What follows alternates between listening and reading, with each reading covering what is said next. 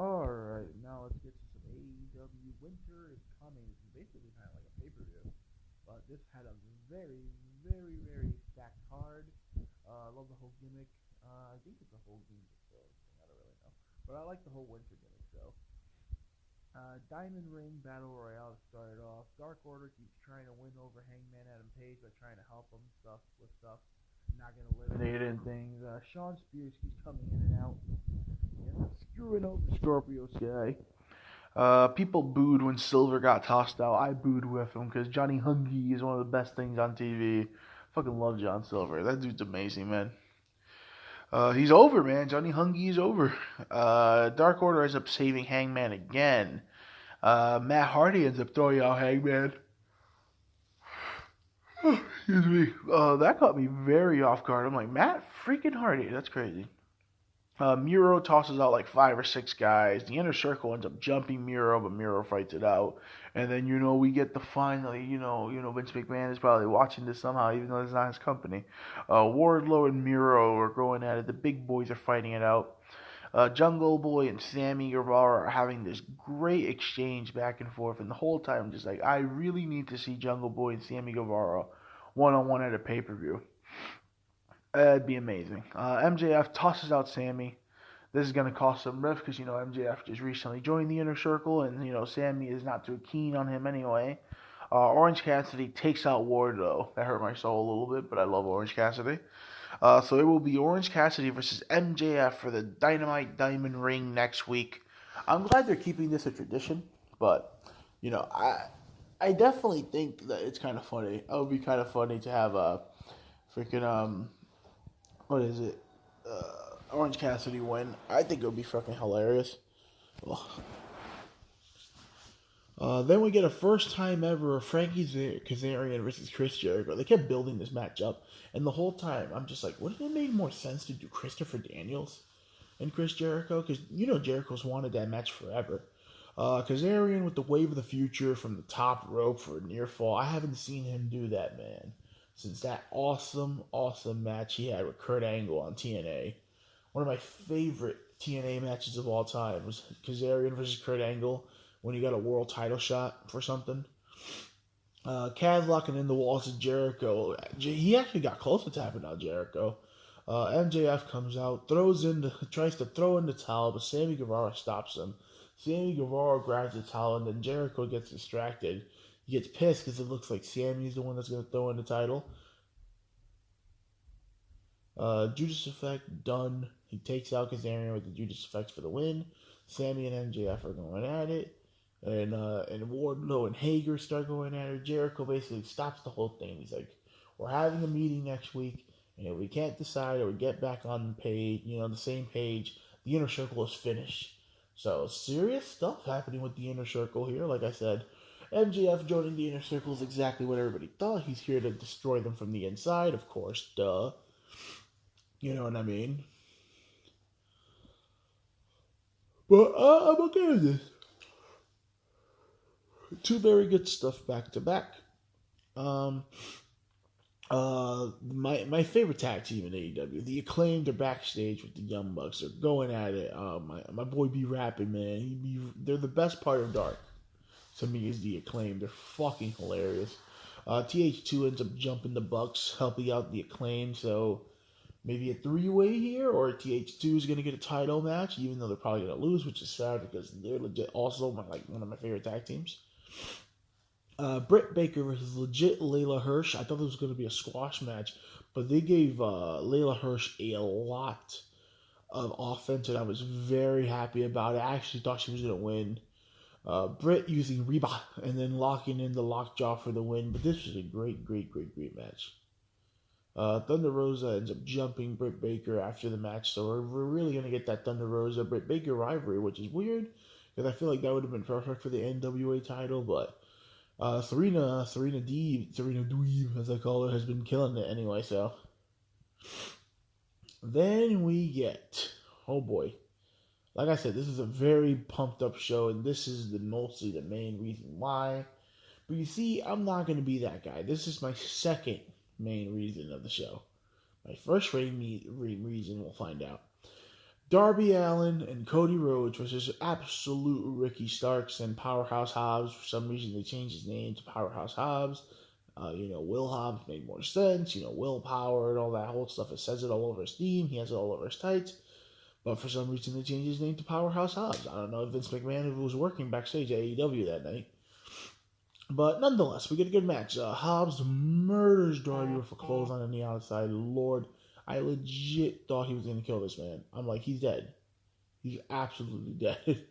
Hobbs ends up throwing Darby by his ears all the way to the air. This man's getting murdered. Darby hits a coffin drop for the win. I hate that Stark is always the one taking the L's because Ricky Starks to me is going to be probably in the top 5 the best superstars of AEW's creation. Like he's pretty much a made man. He's made all those weird promos. Like Ricky Starks is a fucking star. I just bought his shirt today, so he's a fucking star.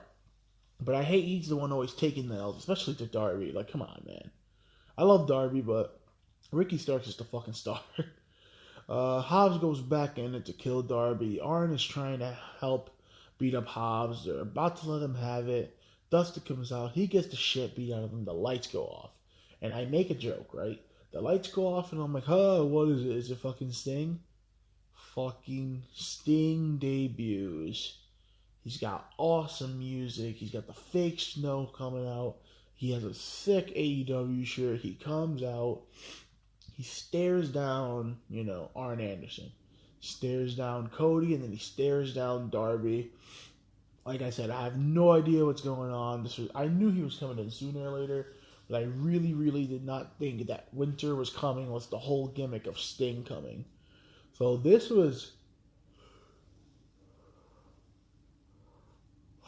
absolutely fantastic. Like I said, I am a gigantic Sting fan. I fucking love Sting. I still felt this man was robbed of a great run in WWE because of injuries, and he kept pitching ideas and they kept saying no. Like I said, they could have done that Undertaker Cinematic match. It would have been awesome, but no, they chose not to. And then here we go, the main event time. Kenny Omega, the cleaner himself, is back versus Jon Moxley for the AEW World Championship. Omega starts working Moxley's knee. Nice pump handle exploder by Moxley. Very different move from him. Moxley keeps getting pissed, so they're going at it, and Moxley's getting pissed. So he grabs the chair. I'm like, please no DQ and none of that bullshit here. And then he sits down the chair, and he gets a chair for Kenny, and he sits down a chair. He wants a face-to-face fight where they sit on the chairs, and they start slapping the crap out of each other. Kenny Omega starts teeing off on this man. He gets off the chair, he starts beating the crap out of him. That was a great spot. My favorite spot of the match.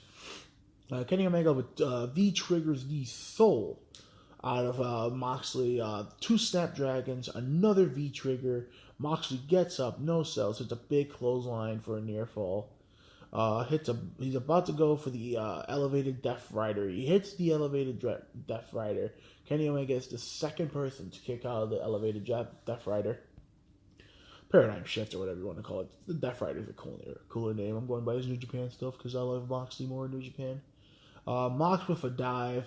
Kenny V triggers a mid dive. That was a fantastic spot. This was my favorite spot of the match next to the chair things. Kenny, he's about to hit the Rainmaker, it looks like.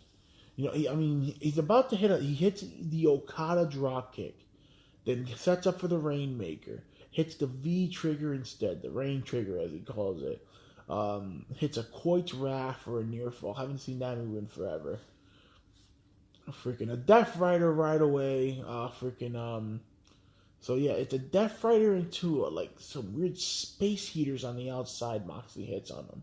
Doctors ends up stopping the match. Don Callis goes to check on him. Remember, he's Kenny's friend from Impact Wrestling. He's commentating. He's just here to commentate. Mox ends up shoving Don Callis. Excuse me. Omega hits fucking Moxley with the mic that Don Callis brought in. Mox busted open. 5 V triggers. 5 V triggers later. He hits every version you could think of. The one on the rope, the one on the turnbuckle, the one behind the back of the head, the one in the back of the head, the one on the side of the head. He hits every big trigger possible. One-winged angel, and for a second they scared me. I thought they were going to have Mox kicked out the one-winged angel, but they fucking know better than that. Only one man in history has kicked out the one-winged angel, and Okada wasn't even one of them, so let's keep it that way. Kenny Omega, the new AEW World Champion. My guy's back, man. He's been dead for a year and a half, but Kenny has finally got that confidence back that he had in New Japan that I need him to have. Like I said, his promo work has been great. Him and Don Callis take off. They're about to get into the car and basically says, Kenny will explain everything on this Tuesday on Impact Wrestling. So this show was crazy. This show had the Diamond Ring, was good. Kazarian and Jericho, that was okay. Layla Hirsch getting some time in, that was great. The debut of fucking Sting. So we had the debut of Sting. Kenny Omega winning the AEW Championship, and then what do you add on top of that? A fucking invasion of Impact Wrestling. Like I said, I already tried to watch Impact because I actually don't mind the show, I actually waited to do this review. I was going to do my review, but I actually waited to add this part to it of Kenny Omega showing up on Impact. So, you go all the way to the end, and Josh Matthews starts interviewing Kenny Omega and Don Callis. Basically, we skip to the end of it. Don Callis explains his whole friendship with Kenny Omega. Explains everything they've been through together. Explained everything they've been through together in, New Japan and everything. Basically, where anytime Kenny wins a world title, he's right there with him. Then Kenny starts spewing off this nonsense about comic books and how he used to be a collector, and he's back to being a collector. But instead of comic books, he wants titles. He wants the Impact World Championship. He wants the New Japan World Championship. He wants the, AEW Championship. He just wants titles. He wants to be the collector. He even said, I am the cleaner, I am the collector now. So, the collector, Kenny Omega. So that's the reason I waited to do this review. And I'm pretty jazzed. A lot of people kept saying this was a one-off, but they definitely built to a match with him and Rich Swann. When Rich Swann was walking backstage and he was trying to get in the bus or something, and they basically said, oh, only champions allowed. And he's like, what the fuck? I'm the Impact World Champion. He's like, nah, wrong champion. AEW World Champion only. So, I can already see the potential of a match of the year if they do Swann versus Kenny. That just sounds way too good on paper. So, I'm pretty much sold on that one, I can tell you that. But that was AEW Winter is Coming. Fantastic show.